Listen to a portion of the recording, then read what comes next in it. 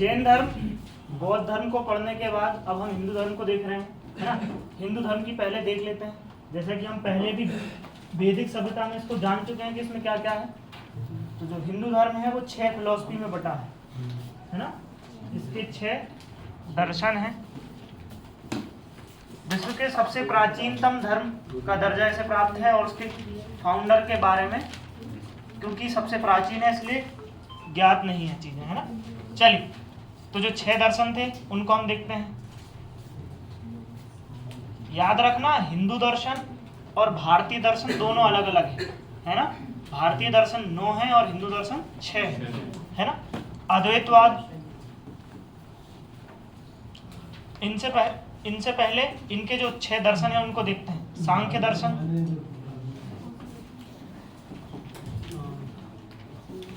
न्याय दर्शन, योग दर्शन, है ना, वैशेषिकी,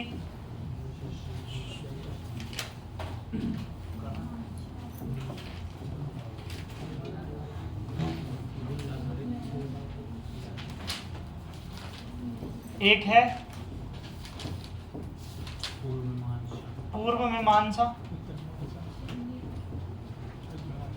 एक है ज्ञान मीमांसा, यानी कि उत्तर मीमांसा।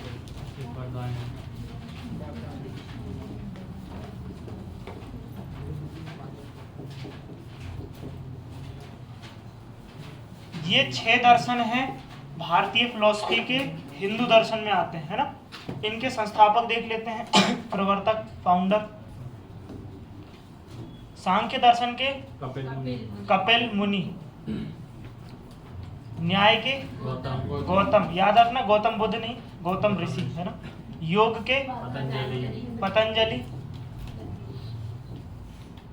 वैशेषिकी के कणाद। याद रखना, मीमांसा, पूर्व मीमांसा को केवल मीमांसा लिखकर भी आ सकता है, या फिर इसका एक और नाम है मीमांसा का कर्म मीमांसा। पूर्व मीमांसा या फिर कर्म मीमांसा। इनके जो फाउंडर हैं जैमिनी ऋषि, है ना। और उत्तर जो मीमांसा है इसके 2-3 नाम हैं, जैसे कि उत्तर मीमांसा, ज्ञान मीमांसा, और एक जो सबसे प्रचलित नाम है इसका वो है वेदांत। याद रखना भैया, उत्तर मीमांसा को वेदांत कहते हैं। याद रखना, उत्तर मीमांसा को ज्ञान मीमांसा भी कहते हैं और इसी को वेदांत कहते हैं। इसका जो नाम आता है वो वेदांत आता है। इसके जो प्रवर्तक हैं वो है वरदायन, है ना। अगर आपको पता करना हो कि आप किस सिद्धांत को फॉलो करते हैं तो वरदायन उसमें से लगभग लोग वरदायन को फॉलो करते हैं। वेदांत उत्तर को बोल सकते हैं। उत्तर मीमांसा या ज्ञान मीमांसा का एक नाम है वेदांत, है ना। इसी का नाम है वेदांत, बाकी का नहीं है। और वेदांत के जो प्रवर्तक हैं वो वरदायन, याद हो जाएगा। सांख्य कपिल, है ना, इसको ऐसे भी याद कर सकते हैं, संख्या का पिलर, है ना। तो कपिलर। न्याय, अगर हम इसको गौतम बुद्ध से रिलेट कर लें तो गौतम बुद्ध न्याय के थे, हालांकि वो उनसे कनेक्शन नहीं, लेकिन हमें याद करना है। योग कौन से कहते हैं, है ना, रामदेव बाबा, तो उनकी जो कंपनी का नाम है पतंजलि। वैशेषिकी, कणाद, इनको याद करना है। अब इसमें कंफ्यूजन हो जाए, देखो अगर हम पूर्व शब्द का इस्तेमाल करते हैं तो पूर्व यानी पुराने जन्म, और पुराने जन्म हमारे कर्म आधारित होते हैं, तो उससे याद हो जाएगा। उत्तर जब भी दे पाएंगे तब ज्ञान होगा, है ना। उत्तर जब आप किसी प्रश्न का तभी दे पाएंगे जब ज्ञान होगा, तो इसलिए हम उत्तर मीमांसा और ज्ञान मीमांसा को कनेक्ट कर लेंगे और पूर्व जन्म से कर्म के सिद्धांत को कनेक्ट करके इनको याद कर लेंगे। हो जाएगा सभी को? अब इसी वेदांत को और ब्रेक कर दिया गया है, मतलब लगभग लोग 90-95% लोग वेदांत को फॉलो करते हैं, है ना। अब वेदांत में क्या क्या है, इसमें भी बहुत सारी चीजें हैं, जैसे है अद्वैतवाद, सबसे फेमस आपने सुना होगा अद्वैतवाद, एक है द्वैतवाद,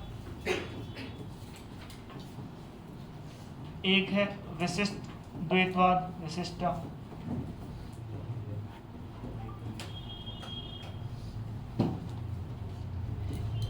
और भी है, इनके बाद हम लिखते हैं। अद्वैतवाद है जो हमने जैन धर्म में फिलोसफी में पढ़ा था, एकवाद, अनेकवाद, द्वैतवाद, नॉन डुअलिज्म, मतलब कि सब कुछ मिथ्या है, केवल ब्रह्म सत्य है। यानी कि इस सिद्धांत को मानने वाले जो थे आदि शंकराचार्य जी,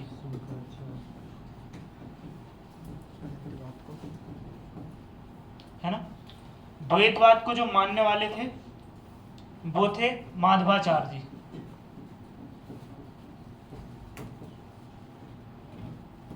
यानी कि इसमें भेद थे। जैसे शंकराचार्य जी कहते थे कि जगत और जीव सब मिथ्या है, केवल ब्रह्म सत्य है। इन्होंने कहा था नहीं, जीव और जीव में इन्होंने 5 भेद बताए हैं, है ना। जो पृथ्वी है उसको जड़ कहते हैं, जड़, जीव और ईश्वर यानी चेतन। तो तीनों को अलग बताया इन्होंने बताया है कि ईश्वर और जीव में अंतर है, ईश्वर और जड़ में अंतर है, जीव और जीव में अंतर है, जड़ और जड़ में अंतर है, ऐसे अंतर बताया। विशिष्ट द्वैतवाद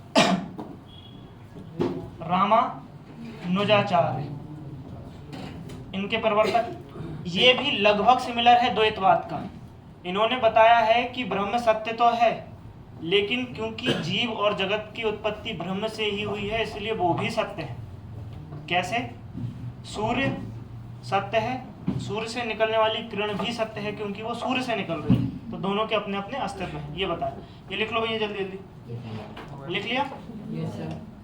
इसके बाद 3 फिलॉसफी और हैं, मतलब इसी के क्रम में आगे हैं भैया जी।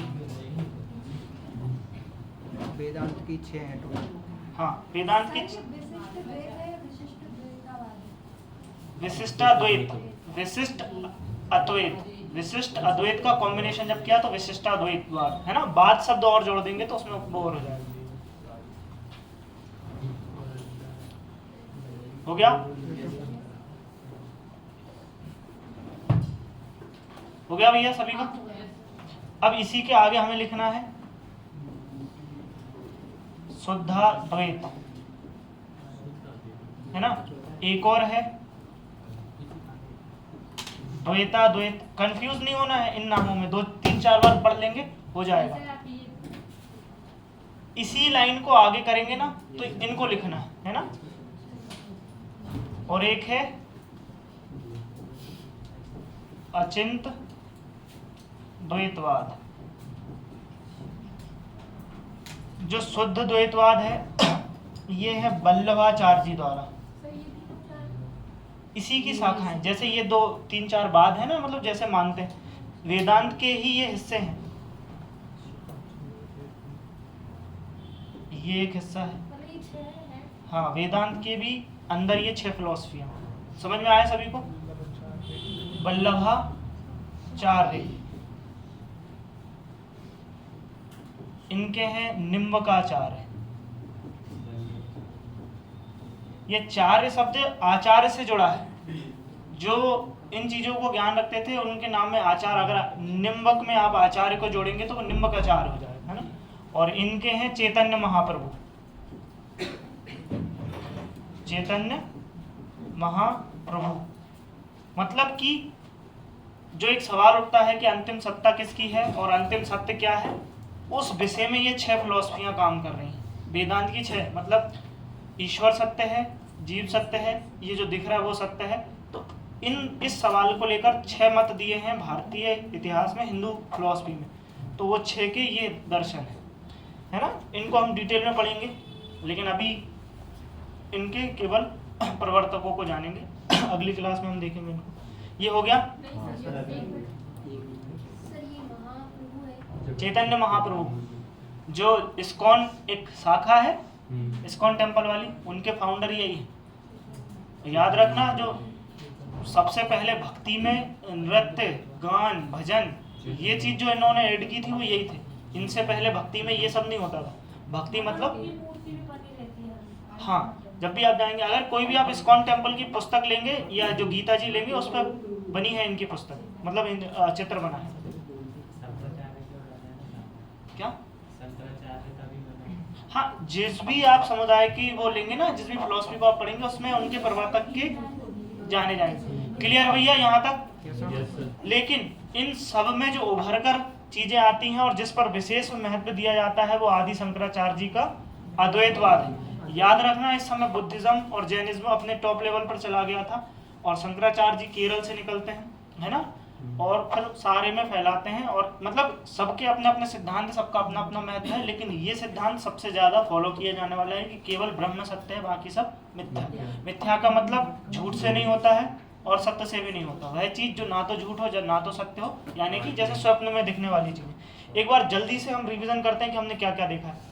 हिंदू फिलॉसफी में 6 दर्शन को हमने पढ़े हैं, है ना। इन 6 के आपको प्रवर्तक याद रखना है। सांख्य के कपिल, न्याय के गौतम, योग के सबको बोलना भी, वैशेषिकी के पूर्व मीमांसा, याद रखना अभी बोलो, पूर्व मीमांसा या कर्म मीमांसा को मर्ज करके केवल मीमांसा भी हो सकता है, यानी कि यहाँ इसको काट के मीमांसा कर देंगे और इन सब को काट के वेदांत भी आ सकता है, तो हमें ध्यान रखना है। लेकिन थोड़ा सा और एडवांस में अगर हम पढ़ेंगे ब्रेक करके तो ये आएगा पूर्व मीमांसा या कर्म मीमांसा, बोथ आर सेम, तो जैमिनी ऋषि, है ना। उत्तर मीमांसा और ज्ञान मीमांसा या फिर वेदांत वरदायन ऋषि द्वारा रचित, ये फिलॉसफियां हैं, ये पुस्तकें हैं, आपको मिल जाएंगी, है ना। और क्योंकि वरदायन जो वेदांत है ना, वेदांत वेदों का अंत, यानी कि उसका जो निचोड़ है, इसलिए की भी 6 शाखाएं और बन गई हैं, मतलब 5-6 विचार बन गए हैं। ये फिलॉसफी के विचार हैं, उसी में से एक विचार दिया है अद्वैतवाद, है ना, कि दूसरा कोई है ही नहीं, ईश्वर के सिवाय दूसरा कोई नहीं है, और सबने अपनी अपनी बातें तर्क सहित सिद्ध की है ना। और इन्होंने 2 दिए हैं, जैसे अब इनने कहा कि ईश्वर के सिवा कुछ नहीं है, तो मैं और जो संसार दिख रहा है ये क्या है, बोले सब मिथ्या है। ऐसा समझो जैसे एक व्यक्ति है, अगर आपकी 5 फिंगर्स हैं, अगर आपके पास एक ऐसी पावर आ जाए कि आप अपने 5 फिंगर को काट कर अलग कर सकें और उनमें चेतना डाल दें और वो आपस में बातें करें 5 उंगलियां, तो क्या वो उनका अस्तित्व अलग है? अलग होते हुए भी नहीं है, क्योंकि वो फिंगर तो आपकी है ना। तो शंकराचार्य जी कहते हैं सेम फिलॉसफी, क्योंकि वो ईश्वर है, वो कुछ भी कर सकते हैं, तो ऐसे ही कोई उन्होंने किया है कि हम सबको चैतन्य रूप प्रदान किया, ये है। बाकी सब अलग अलग मानते हैं, जैसे कुछ कहते हैं कि सूर्य सत्य है तो उसकी किरण भी सत्य है, कुछ कहते हैं कि भैया समुद्र भी सत्य है, लहर भी सत्य है और बूंद भी सत्य है, पर याद रखना अंतिम सोर्स पानी का ही रहेगा, पानी सत्य है तीनों में। चलिए अब इसमें देखते हैं, यहाँ से 2 फिलॉसफियां जन्म लेंगी, इनमें 2 ईश्वर की शाखाओं में डिवीजन होगा, एक शैव धर्म की और एक वैष्णव धर्म की, है ना। चलिए तो पहले शैव धर्म की शाखा को देखते हैं।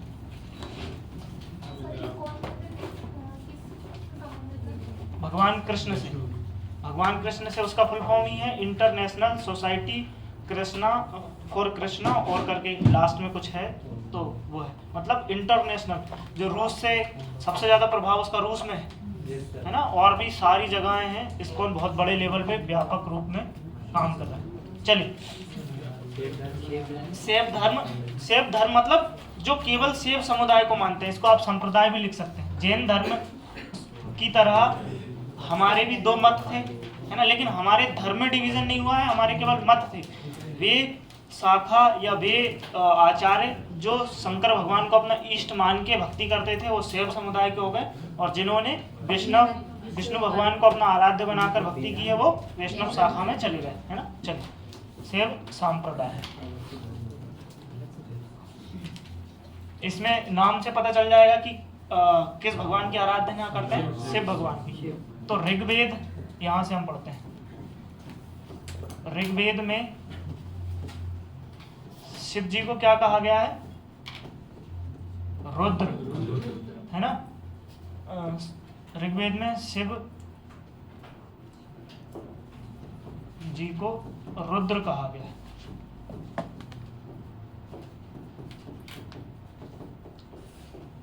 एक है अथर्ववेद, अथर्ववेद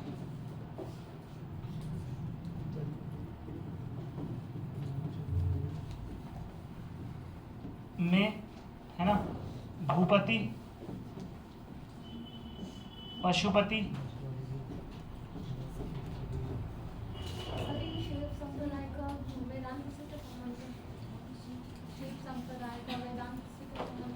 बता रहा हूँ, सर्व पीटीसी नाम दिया गया है।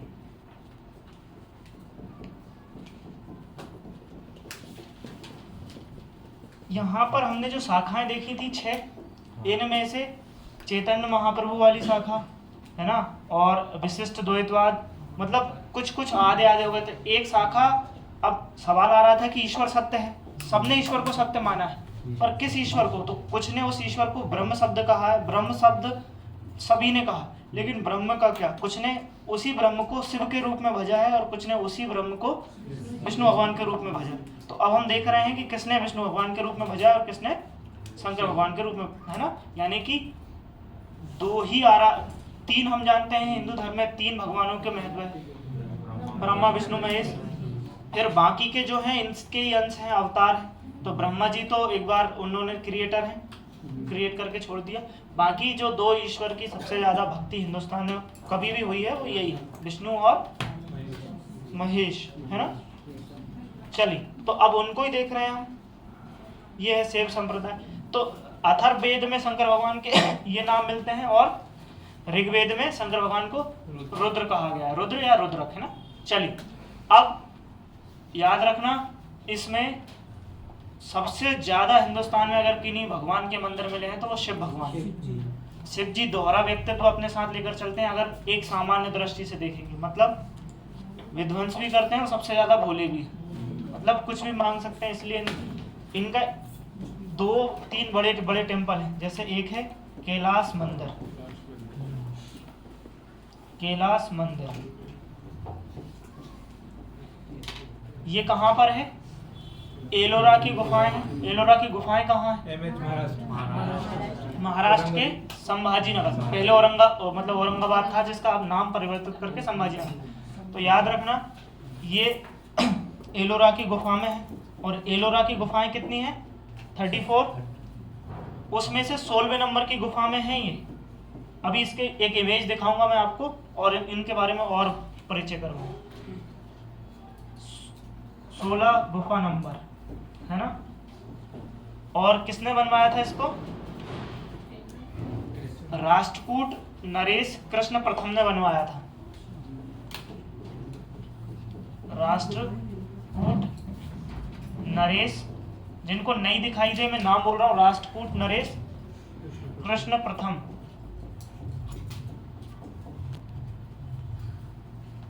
चलिए, है ना। It was the only temple which was build upside down, मतलब कि ऊपर से नीचे, सारे मंदिर नीचे से ऊपर बनते हैं। चलिए, इसकी एक इमेज दिखाता हूँ। ये लिख लिया सभी ने? ऊपर की साइड बनाया है, पत्थरों पे बनाया है। ये गुफा नंबर है 16, मतलब कि एक बहुत बड़ा पहाड़ की श्रृंखला थी, उसको काट काट कर गुफा बनाई है। जैसे ये गुफा नंबर 1, ये गुफा नंबर 2, ऐसी 34 गुफाएं बनी है वहां पर। उसमें से 16वें नंबर की गुफा में ये टेम्पल मिलता है, ये हमें याद रखना है ना। चलिए,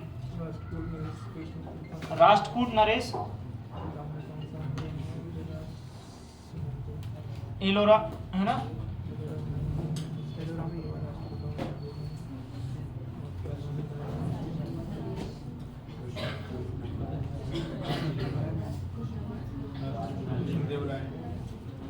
जो अग्निवीर वाले बच्चे हैं, ज्यादातर उनकी शायद ट्रेनिंग यही होगी, अहमदनगर में।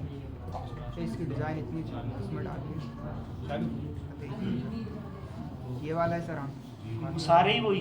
तो भाई ये वाला सही रहेगा, बताने की बात कर रहा हूँ मैं सर। चलिए, ये जो स्टोन दिख रहे हैं यहाँ पर हाथी वगैरह भी है ना, और अगर अलग अलग इमेज आएंगी ये गुफा नहीं, पत्थर को फोड़ के बनाया। अभी इसका एक अगर क्लियर इमेज आएगी तो मैं दिखाता हूँ। भैया आपस में बातें नहीं।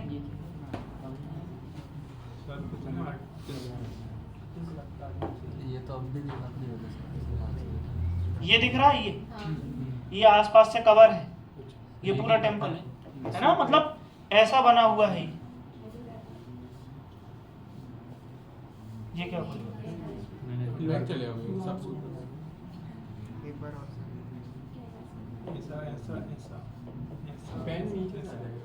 आ जाएगा।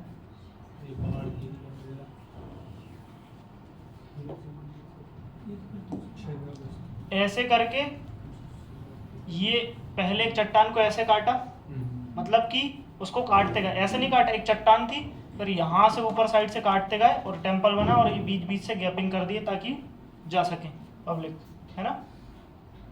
ये देखो, अगर गूगल मैप इसको सही दिखाएगा तो वहाँ पे देखो। विश्व का सबसे बड़ा इस मंदिर को लेकर आज भी दुनिया आश्चर्य में है और यहाँ पर डे साइंटिस्ट आते हैं, पर डे या जब भी उनको समय मिलता है तब आते हैं। ये देखो, दिख रहा है, एक ही पत्थर को ऐसे काटा गया है ऊपर से नीचे तक। ये देखो आप, ये वीडियो चल रही है, सर ओपन कर सकते हैं वीडियो को। ओपन OPEN ओपन यानी चालू।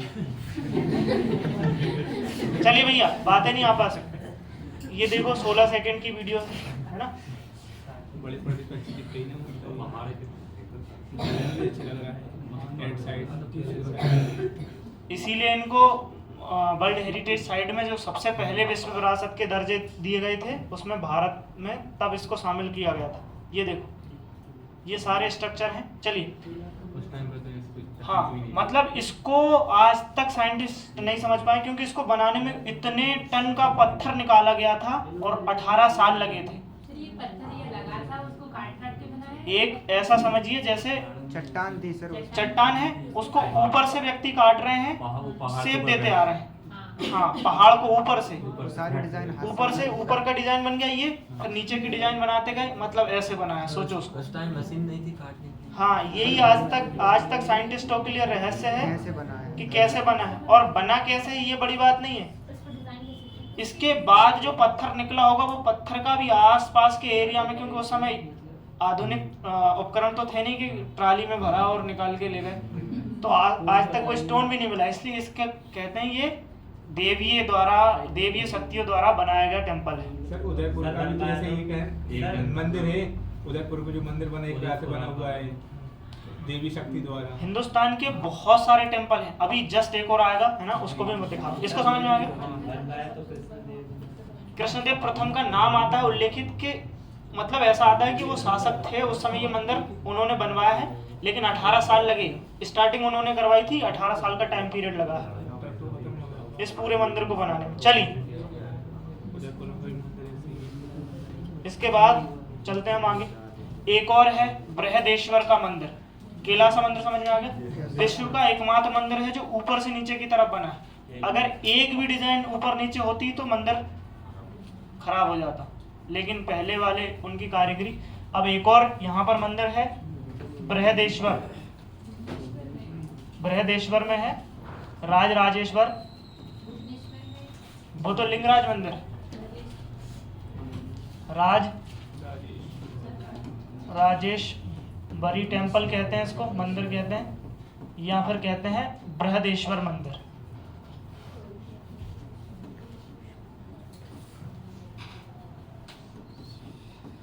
ये है तंजौर में। याद रखना, अभी शिव को डेडिकेटेड मंदिर ही पढ़ रहे हैं हम। तंजौर जम्मू कश्मीर में पड़ता है ना? नहीं, तमिलनाडु, है ना। इसको बनवाया था, हाँ, तंजौर, तंजावुर, उसका ही नाम। राज प्रथम। अब इस मंदिर के को भी आप देखेंगे तो इस पे भी एक, आज तक साइंस नहीं समझ पाई है कि क्या है इसका भी रहस्य। मैं बता देता हूँ, आप लिख लेना फिर।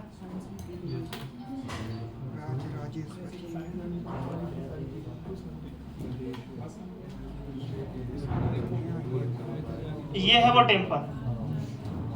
अब इस टेम्पल में ऐसा क्या है, ऐसा कुछ खास नहीं है, लेकिन जो स्टोन आप ऊपर देख रहे हैं, जो कलश पे रखा है, ये 9 टन से भारी है और ये पत्थर ऊपर रखा गया है।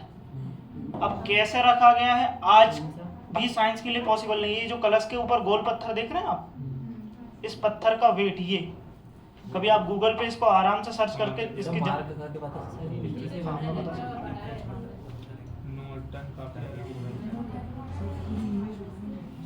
पूरी इमेज भी बता देता हूँ। ये जो दिख रहा है गोल गोल, इसको पूरी इमेज में मैं बताता हूँ।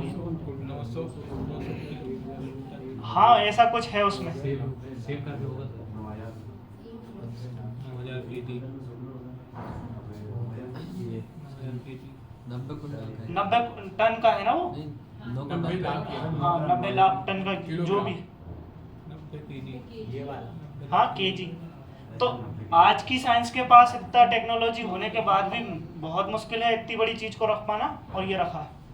याद रखना ये भी वर्ल्ड हेरिटेज साइट का हिस्सा है। अब वो खुल नहीं रहा भी ये पूरा। इसको अनुमान है साइंटिस्टों का। किसको?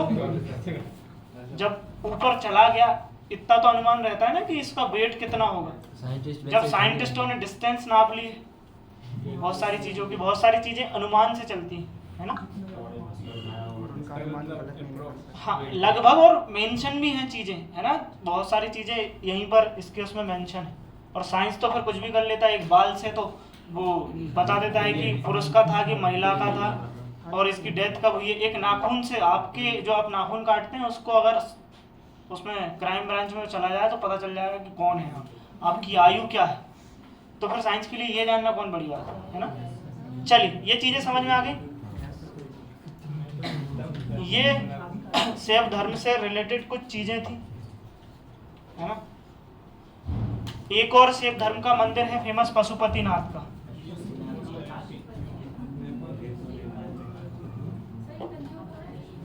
तमिलनाडु TN।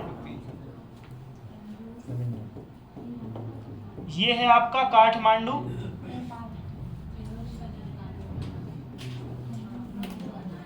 नेपाल। नेपाल एकमात्र हिंदू राष्ट्र है विश्व में। सर था उसने हमने कर दिया सब। अभी हो सकता है कर दिया हो, है ना। चलिए, लेकिन लगभग वहाँ की 80% पॉपुलेशन हिंदू है। ये पशुपतिनाथ मंदिर और भी जगह हैं, लेकिन छोटे स्तर के हैं, जैसे आपने मंदसौर में भी है ना। ये यहाँ तक। और याद रखना जैन सॉरी जो इसके शैव धर्म के जो संत होते हैं, इन संतों को कहते हैं नयनार। ये इंपॉर्टेंट क्वेश्चन है। और इनकी संख्या थी 63। क्या लिख रहा हूं मैं? मतलब उस समय के जो फेमस महान ऋषि थे और जो वो थे, उन संतों को नयनार कहा गया है। वे ऋषि जो शैव धर्म से संबंध रखते थे, नयनार, उनकी संख्या 63 थी। यहाँ तक क्लियर है? हाँ, अलवर वैष्णव समुदाय को मानने वाले संप्रदाय को मानने वाले। हो गया भैया यहाँ तक?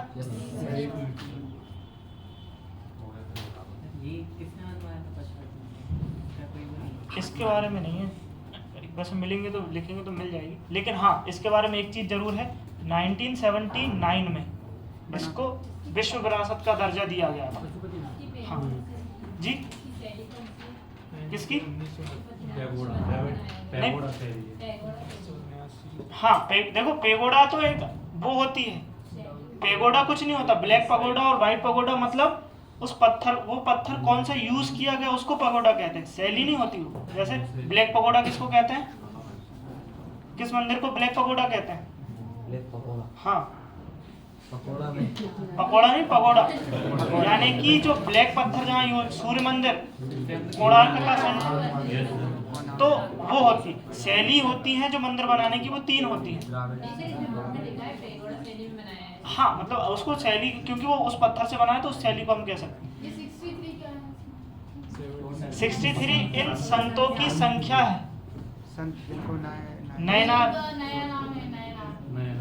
भैया, वे संत, हाँ, जिसको भी जो डाउट हो बिना पूछे मत लिखना, याद रखना। और इससे मैंने क्वेश्चन दिया है, अभी तैयार नहीं हुआ है, पर इसका एक क्वेश्चन है, याद रखना आप। संत जो मानते थे उनको, उन संतों को नयनार संत कहते थे, है ना। और उन संतों की संख्या स्टार्टिंग में 63 थी। चलिए, अब इसके बाद वैष्णव संप्रदाय को देखते हैं। बस, बहुत ज्यादा नहीं पढ़ना है। क्या? हाँ, अभी भी है उनके साथ, लेकिन अब सब एक है। मतलब ऐसा कोई हम विशेष मतभेद नहीं है दोनों में। चलिए, ये इनके पहले संत लिख लेते हैं। इनके संत को क्या कहते हैं?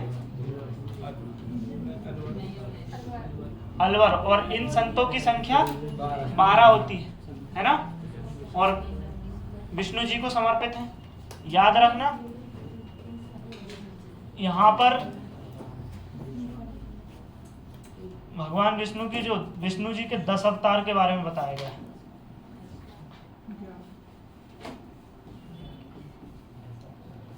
दस अवतार है ना, ये किस में उल्लेखित है? मत्स्य पुराण में। कोई जानता है 10 अवतार?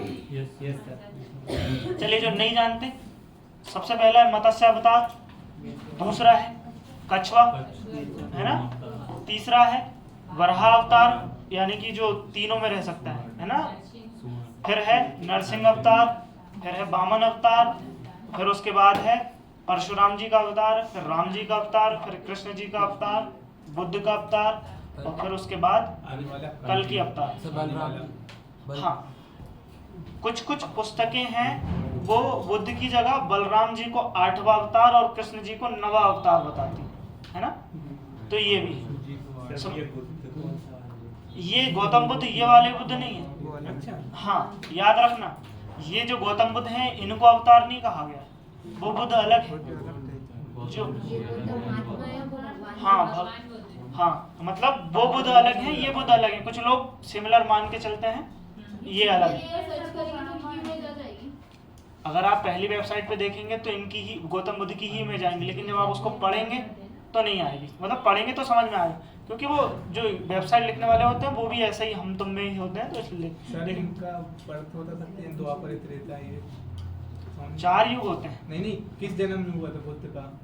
इनके। कौन से ये जो बुद्ध है ना, भगवान बुद्ध, कृष्ण के बाद जो अवतार हुआ है ना, त्रेता और कलयुग के जो बीच में टाइम ड्यूरेशन थी, उस समय इनका अवतार है। बहुत ज्यादा इनके बारे में जानकारी नहीं, क्योंकि ये 9वें अवतार है, यानी कि कृष्ण के बाद के अवतार माने जाते हैं, है ना, तो इसलिए। तो कृष्ण का जो वो था, कौन सा था?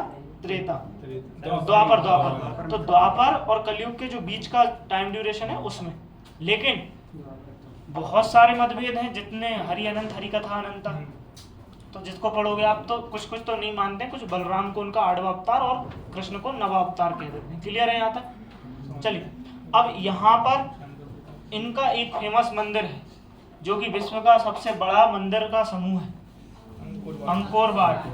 कंबोडिया, अंकोर वाट मंदिर, याद रखना, ये 8वां अजूबा है विश्व का।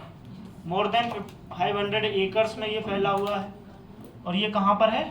कंबोडिया। कंबोडिया। क्या है सर इसमें ऐसा? विष्णु भगवान को समर्पित मंदिर है, नहीं, अजूबा कोट। बहुत बड़े स्तर का है, और इतनी बड़ी श्रृंखला में, मतलब व्यापकता है उसमें, और उसकी जो शैली है वो भी अद्भुत है। सर दुनिया का सबसे बड़ा मंदिर। दुनिया का सबसे बड़ा मंदिर है, याद रखना, विष्णु भगवान को समर्पित है। सबसे बड़ा मंदिर,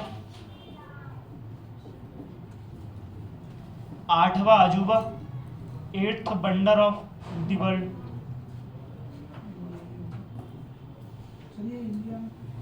इंडिया में नहीं, ये विदेश में है। Cambodia, India. कंबोडिया एक देश है। मैं अभी आपको मैप के माध्यम से इसकी लोकेशन बता देता हूँ। यहाँ तक समझ में आ गया? अरे सर अभी अरे भैया, चाय आपसे रोज एक उम्मीद दे देते हैं घूमने की। घूमने की उम्मीद जिंदा रखें, है ना।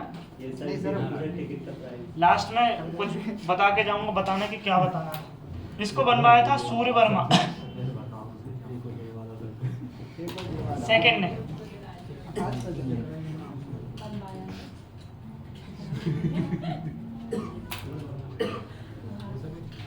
ये हो गया क्या? सूर्य वर्मा क्या? सूर्य वर्मा ने इसको बनवाया था, मंदिर को। मंदिर इस मंदिर को बनवाया था। हाँ, वो चलो एक अच्छा तो काम बहुत ज्यादा, पर लड़के लोगों को आदत होती है। अभी बताता हूँ। भारत में सर कोई राम मंदिर सबसे बड़ा मंदिर भारत में राम मंदिर ही है। नहीं, अंकुर वाट का टेम्पल। वैसे भारत में हाँ, मतलब अच्छा, भारत में जो अक्षरधाम टेम्पल है ना, वो है दिल्ली। अक्षरधाम टेम्पल अक्षरधाम दिल्ली। 2 जगह है, एक गुजरात के गांधीनगर में है और एक दिल्ली में भी है। उसमें तो आतंकी हमला भी हुआ था सर एक बार। गुजरात वाली को हाँ गुजरात वाली पुगदी ने टेररिस्ट अटैक। चलिए कौन सा अंकोर वाट का टेम्पल देखें। राम मंदिर पे राम मंदिर तो उतारी था पार्लियामेंट को कर दिया था तो कौन सी समय लगता है समय लगता है कांग्रेस का टाइम ये मंदिरों का समूह है। महल लग रहा है सर। ओरछा के महल भी ऐसे ही थे, ये मतलब ऐसे ही था पहले। ओरछा तो वाया में सर। क्या ओरछा गए? के आगे हाँ ओरछा का पहले तो अभी गया था। ये मैं मैप के माध्यम से बताऊं अगर आपको। सर उसमें ही था गए थे। आ गया था ऊपर मैप क्लिक करके मैं बजा 500 प्लस एकड़। जब वर्ल्ड मैप होगा इसी पे गाड़ी गई पर होटल में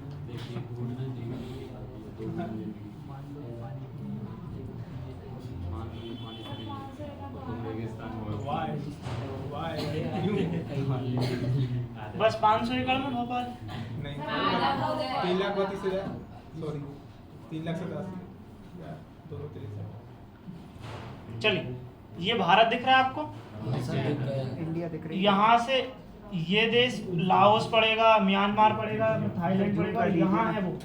मतलब भोपाल से 4,300 कुछ किलोमीटर की दूरी पर है। सिंगापुर के पास है। हाँ सिंगापुर।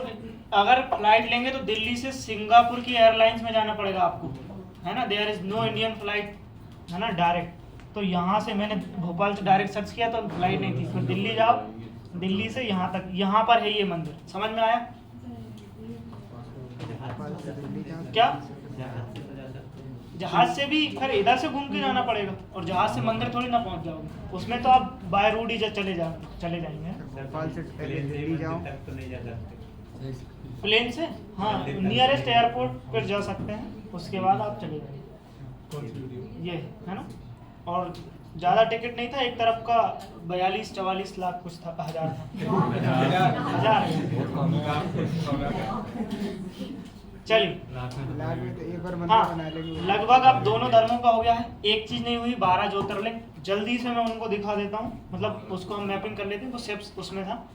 सबसे पहला अगर हम ऊपर की तरफ देखें, यहाँ केदारनाथ है उत्तराखंड में, है ना। 12 ज्योतिर्लिंग उत्तराखंड है।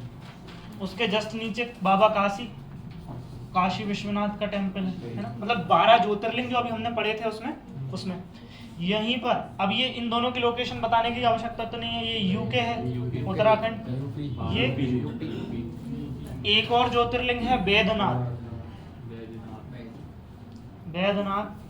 ये आपका है झारखंड में। 3 हो गए। इसके बाद 2 एमपी में है, महाकालेश्वर। अब इनकी लोकेशन तो एमपी है। और ये है ओमकारेश्वर। याद रखना, आप जिस स्टेट से आते हैं वहां पर 2 ज्योतिर्लिंग। और ये 12 ज्योतिर्लिंग, हालांकि ये शैव धर्म से जुड़े हुए हैं तो वहां पर आप लिख लेना। और 12 के 12 ज्योतिर्लिंग और 4 धाम किसने स्थापित किए हैं? आदि शंकराचार्य जी। यहाँ से नीचे आएंगे तो एक है, छत्तीसगढ़ में नहीं है भैया, घृणेश्वर। यहाँ ऊपर है त्र्यंबकेश्वर। और एक और है भीमाशंकर। हाँ ये महाराष्ट्र में है। ये तीनों महाराष्ट्र में है ना। MH लिख देता हूँ। ये MP में। फिर गुजरात में आएंगे हम, यहाँ पर है नागेश्वर। और यहाँ पर है सोमनाथ। सोमनाथ को प्रथम ज्योतिर्लिंग कहते हैं। ये है गुजरात। ये दोनों हैं MP, है ना। 2 2 4 2 6 3 9 2 11। अभी 2 और हैं, ये तो 10 हुए। एक है यहाँ पर मल्लिकार्जुन। मतलब लोकेशन थोड़ी नीचे आएगी लेकिन मैं बता देता हूँ। मल्लिकार्जुन ये है तेलंगाना और आंध्रा की बॉर्डर पर ये। और लास्ट में है रामेश्वर। में है ये TN मतलब तमिलनाडु मत कर लेना भाई, तेलंगाना।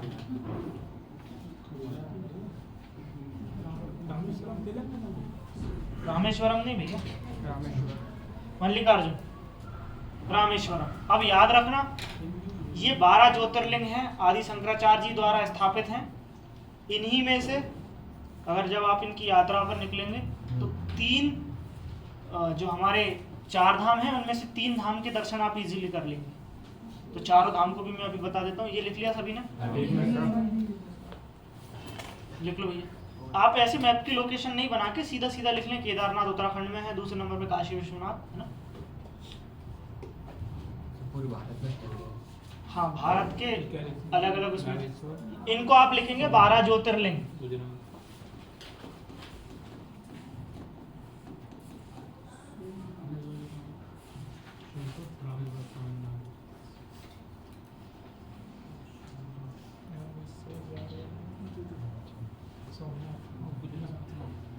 सर गुजरात में 2 ही हैं। गुजरात में 2, महाराष्ट्र में 3, MP में 2, फिर सब में 1-1। हो- MP में एक उज्जैन में और एक कहाँ है? खंडवा, दोनों ही इंदौर से आगे एक दिन में दोनों हो सकते हैं। ये सर मैंने करना एक दिन 3 कर लिए, 12 ही कर लेना जब तक। यूपी कांस्टेबल का फॉर्म भरें तो वाराणसी को सेंटर डाल देना पहले। सर आपने कितने डाले? मैंने मेरे तो सारे हो गए। अभी सही हो गया भैया ये? एक ही देखा है, 1 मिनट होगा सर। मैंने भी एक ही देखा। एक साथ में नहीं जाएगा तीरथ। इसको नीचे कैसे? मियाँ, एक साथ में कर जाएंगे।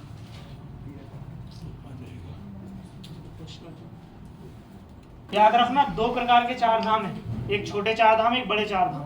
तो छोटे 4 धाम उत्तराखंड के हैं, है ना, केदारनाथ, बद्रीनाथ, यमुनोत्री और गंगोत्री। लेकिन हम भारत के देख रहे हैं। अगर आप ज्योतिर्लिंग सारे घूमते हैं तो एक धाम आपका कंप्लीट हो जाएगा, यानी कि रामेश्वरम का तो खुद में एक रामेश, मतलब कि अगर रामेश्वरम एक ज्योतिर्लिंग भी है और एक धाम भी है, ये 4 धाम है। कर लो चारों धाम, मिलेंगे कृष्ण मिलेंगे राम। गुलशन कुमार का ये गाना है, भजन। यहाँ जब आप नागेश्वरम ज्योतिर्लिंग जाएंगे तो वहां से 60 किलोमीटर दूर आपको द्वारिका पड़ेगी। भगवान कृष्ण की जन्म।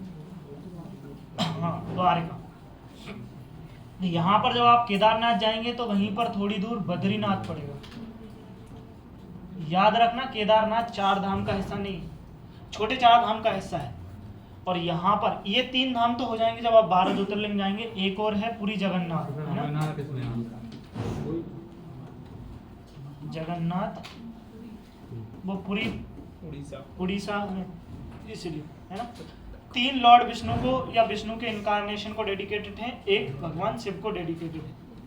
ये कृष्ण भगवान का है, ये विष्णु भगवान, ये भी कृष्ण भगवान का है। तो मतलब इनडायरेक्टली डायरेक्टली वो विष्णु भगवान को डेडिकेटेड है। क्लियर है? अमरनाथ किसने आता? अमरनाथ अमरनाथ एक तीर्थ स्थल है, वो ज्योतिर्लिंग में नहीं आता, धाम में भी धाम में भी नहीं आता। वैष्णो देवी भी धाम में नहीं आता। ये हमारे जैसे तीर्थ स्थल बहुत फेमस, जैसे आपने एक सुना होगा तिरुपति बालाजी, वो बुद्ध बालाजी को मतलब उनको समर्पित है, लेकिन बहुत फेमस वो टेम्पल है, लेकिन धाम और ज्योतिर्लिंग का हिस्सा नहीं है ना। चलिए भाई, ये समझ में आया? इन सबको याद करके आइएगा। मिलते हैं नेक्स्ट क्लास में। जय हिंद।